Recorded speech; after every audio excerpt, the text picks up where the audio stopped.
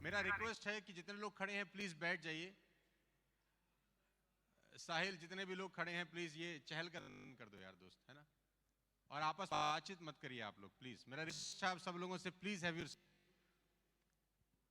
मैं काम।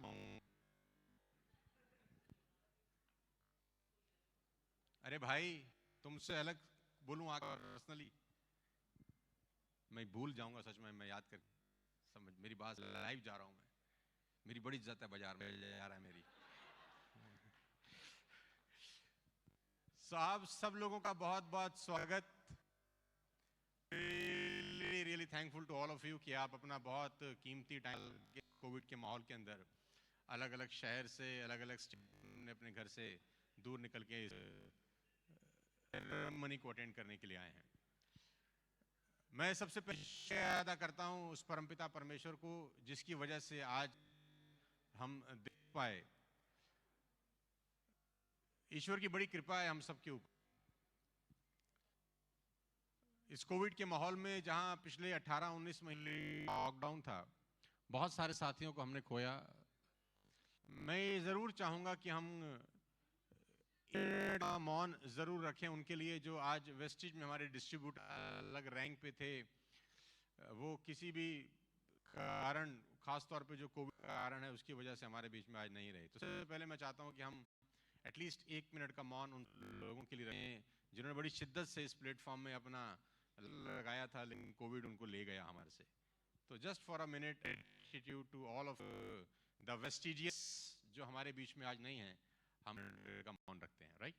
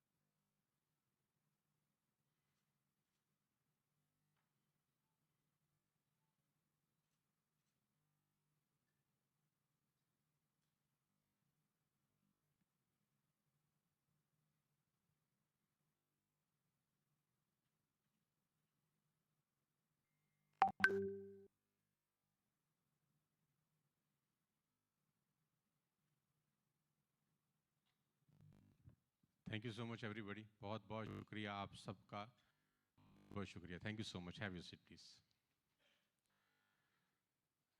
Now without wasting I like to start the event. और पहले मैं गौतम बाली जी का बहुत बहुत आभार व्यक्त करता हूं कि आज के दिन, आज से 10 पहले हमने वेस्टेज स्टार्ट किया और ये 2 साल कैसे निकल गए। मुझे वो दिन याद है, पहली मुलाकात सर याद है मुझे। हम पहली बार नॉर्मल डिस्कशन हुआ, बिजनेस का डिस्कशन नहीं था।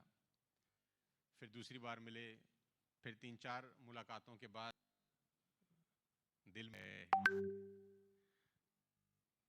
और दिल मिलने के बाद बहुत कुछ बदल गया। 14 साल को बाली साहब के विजन से प्रभावित होकर मैंने अपनी जिंदगी का सबसे टफ डिसीजन, बहुत टफ डिसीजन, किसी भी आम व्यक्ति सोचने से पहले उसको 20 सोचना पड़ता हो कि क्या मैं ये करूं। क्योंकि जब आप एक अच्छे रैंक पर होते हैं, एक ओहदे पर होते हैं, तो एक कंफर्टेबल आपके साथ चिपक जाती है, न चाहते हुए भी आप कंफर्टेबल हो जाते हैं। आपके अंदर आपको एक स्मूथ पैसा आ रहा होता है, लाइफस्टाइल आ रही होती है, अचानक आप में पत्थर मार देते हैं। सो वो दिन याद है मुझे सितंबर का। लेकिन मैं इसका थैंक्स और इसका सारा क्रेडिट, इसका सारा श्रेय एक ही व्यक्ति को देना, श्रबाली। अगर आप नहीं होते तो हम यहाँ नहीं यार। तो मैं सबसे पहले तो गौतम सर आपको बहुत बहुत आभार व्यक्त करता हूँ। It's really an honour for me, for my team working in such a beautiful platform called Wastage. मेरे लिए और मेरी टीम के लिए एक ऑनर की बात है कि हम वेस्टेज का हिस्सा। टू बी वेरी ऑनेस्ट, जब हम सारे लोग मुझे बोलते थे कि कहीं भी जाना वेस्ट इंडीज मत जाना भाई सीरियसली है ना, तो मैंने बोला क्यों ना जाएं, बड़ा कंपनी है यार, बहुत बड़ा समुद्र है, तुम तो कहीं खो ही जाओगे है ना तुम यार। मैंने कहा यही तो चैलेंज है कि इतनी बड़ी कंपनी में भी हम आ सकें, इसी का तो मेहनत करना है यार, इसी यही तो चैलेंज है यार, तो डरना किस। लेकिन ये मैं अभी तो कुछ नहीं बताना चाहता, जब मेरा टर्न आएगा तो मैं जरूर बात करूंगा। बहुत धन्यवाद देता हूं अनुकूल सर का कि अनुकूल सर अपना कीमती टाल के आज हमारे बीच में आए। मैं चाहता हूं जोरदार तालियों के साथ अनुकूल का स्वागत करें। अनुकूल सर पहली बार हमारे किसी इवेंट में आए हैं, पहली बार। अच्छा, अनुकूल सर आए हैं तो वाकई में बहुत सारे लोग अनुकूल सर से अब ज्यादा डिटेल में समझाने को मत बोलना मुझे, है ना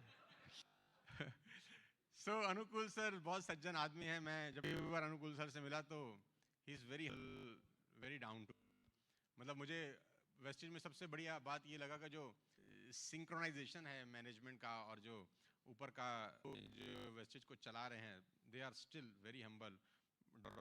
3000 crore rupees in this pandemic, still they are ground. सब आप कॉल करते हैं कि सर हमारा एक इवेंट है, तो they are here only with all the covid protocols और ये सारी कहानियों की भी वो हमारे बीच में मौजूद हैं। तो बहुत बहुत धन्यवाद अनुकूल सर आपका for showing us the right path for to develop the business. हमारी इस दोस्त के प्रोसेस में कोई भी आदमी भगवान का अवतार नहीं होता है, गलतियां उससे हमसे भी हुई होंगी, लेकिन इतना जरूर एश्योर कर सकता हूं आज इस पब्लिक प्लेटफॉर्म से कि जब भी आपको हमारा नाम सुनाई देगा, यू विल फील प्राउड कि ये लोग हम कंपनी का हिस्सा हैं। You will feel proud and I can get a job। वो इसलिए कर सकता था क्योंकि मुझे सबसे पहले ऊपर भरोसा था, राइट? आपको पता है 1996 में जब नेटवर्क मार्केटिंग की शुरुआत इंडिया में हुई तो one of the pioneers of network marketing in India. Time पे हिंदुस्तान में कोई नेटवर्क मार्केटिंग को नहीं जानता था, किसी को विश्वास नहीं था करोड़ों रुपए की लोगों की आमदनी आएगी।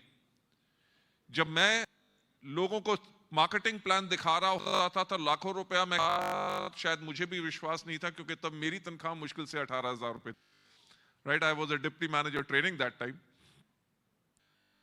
और उस टाइम पे जहां पे इंडिया में लोगों को विश्वास ने पूरे लगभग 2.5 से लेकर 3 साल इंडिया में हर जगह जा जाके मार्केटिंग प्लान शो किए, खुद ओवरहेड प्रोजेक्टर ले जाके लोगों के घर में लगाता था, सफेद चादर से पर्दा लगा के उसके ऊपर प्लान शो कर प्रोडक्ट ट्रेनिंग्स करता था, टीम्स बिल्ड प्लान प्रेजेंस के ऊपर की प्रोडक्ट की। और इस इंडस्ट्री को एक लेवल पे ले गया। उसके बाद एक और कंपनी में गया, उसके बाद एक कंपनी का मैं सीईओ था। पॉइंट था ये, क्योंकि शुरू से फील्ड के साथ जुड़ा हुआ, लोगों के साथ कंधे से कंधा मिला के हम जब काम कर रहे तो मुझे उस चीज का पूरा एहसास था कि लोगों को क्या चाहिए। अनफॉर्चुनेटली हो क्या रहा कि कभी एक कंपनी में, दूसरी कंपनी में गया, तीसरी कंपनी में गया, जो चीज लोगों को चाहिए होती थी समहाउ की मैनेजमेंट उसके बारे में सोच ही नहीं सकती थी या उसको समझने के लिए नहीं थी। मैं आपको एक सच बात बता दूं कि कभी मेरा अपना नहीं था कि मेरी खुद की कंपनी हो नेटवर्क मार्केटिंग की।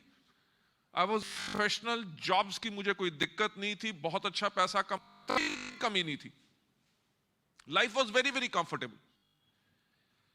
पर दुनिया भर में नेटवर्क मार्केटिंग को बाद मैं एक चीज समझ गया कि अगर इस दुनिया में कोई सबसे नेक है वो है नेटवर्क मार्केटिंग, राइट? जहां पे एक आदमी अपने तजुर्बे के करके अपनी जो गलतियां कर चुका है, जिनसे वो सीख चुका है, वो लोगों को सिखाता है, उनकी टीम बनाता है, टीम को कोच करता है, उनको मेंटर करता है, उनको करता है, उनको सफलता के ऊपर से लेवल के ऊपर लेके जाता है, खुद बेशक मोटिवेटेड अगर कभी हो, व्यक्ति को वो शो नहीं करता, उनको हमेशा मोटिवेट रखता है और उनको एक मुकाम पे लेके जाता है और कहता है उसके बाद जाओ अपनी जिंदगी अब ऐसे जियो। वर्ल्ड ओवर इस इंडस्ट्री को मैंने अच्छी तरह देखा, बट समहाउ इंडिया के अंदर तब इस इंडस्ट्री को यह माना जाता था ये तो टोपी पहनाने वाला बिजनेस है, राइट? भी अगर कहता था ना लोग कहते थे चोर है। और जब हमने